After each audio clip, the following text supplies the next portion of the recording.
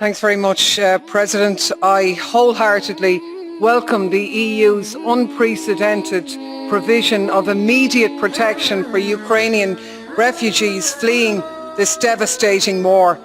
This rightfully respects our mandate to protect fundamental rights of those entering our territories, and it's heartening to see the outpouring of support and solidarity for every point of the EU. But how do we explain that solidarity with, for example, in Poland less than 3 months ago, the fact that 19 people perished from cold on our borders, met with barbed wire and water cannon? How do we explain that solidarity with the fact that there are Afghan refugees in Greek jails charged with people smuggling? Or there are people beaten back from the borders of Croatia in appalling circumstances, sodomised and robbed. How can this be the same European Union? It's because our society, our media and our politicians portray some refugees as more human than others based on their origin and their race. We have to ensure a consistent, non-discriminatory application of international asylum law. Everybody has the right to the highest international standards. I hope this is a turning point. There's no doubt about it, we're living in times of catastrophic crisis where the lives of innocent civilians are sacrificed in the wars of their masters. Yes, in Ukraine, but not only. Since the last plenary, tens of thousands of Afghani citizens have been forced to flee in search of food and safety. 5 million children face famine, an agonising and painful death, a 500% increase in child marriages and children being sold just so they can survive, and not a mention of it. Not here, not anywhere. No wall-to-wall TV coverage, no emergency humanitarian response, no special plenaries, not even a mention in this plenary, no Afghani delegations and no statements. My God, they must be wondering what makes their humanitarian crisis so unimportant. Is it the colour of their skin? Is it that they're not white? They're not European? That their problems come from a US gun or a US invasion? Is it that the decision to rob their country's wealth was taken by a despotic US president rather than a Russian one?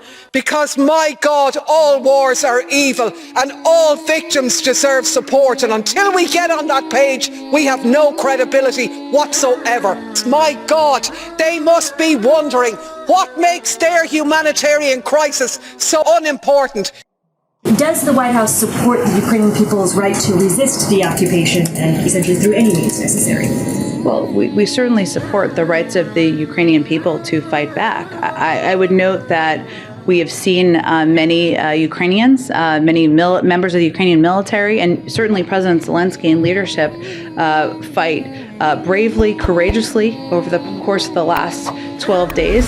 I think it's also true that the world needs to be prepared for a very long, difficult road ahead. So yes, we support their right to push back and to fight back against that. Do they have a right to self-defense? Do Palestinians have a right to self-defense? Broadly speaking, Saeed, we believe in the concept of self-defense. We believe it applies to any state. I don't think that. I certainly wouldn't want my words to be construed as. I understand. I want to ask you, I don't want to harp on this either, but the Israelis killed 13 people just now, including maybe 5 or 6 children. Do you condemn that? Do you condemn the killing of children? Saeed, I'm asking, do you condemn the killing of Palestinian children?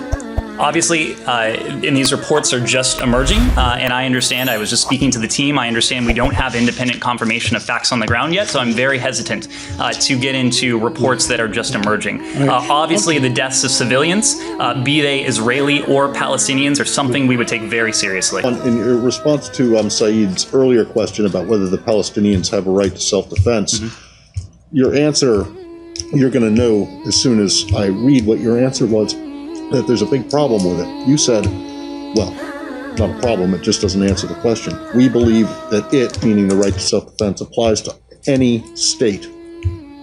Well, you see the problem, right? Yes? Do you want to? Do you regard Palestine as a state? I wasn't Do you referring. think that? Do you? You don't in the context of the ICC and the UN. So are you saying that you do not? If it applies to any state, are you saying that Palestinians don't have a right to self-defense? I was making a broader point, not attached to Israel or Palestinians in that case. So they do have a right to self-defense. Matt, I'm not in a position to debate the legalities from up here. What our message is one of de-escalation. Emotional damage.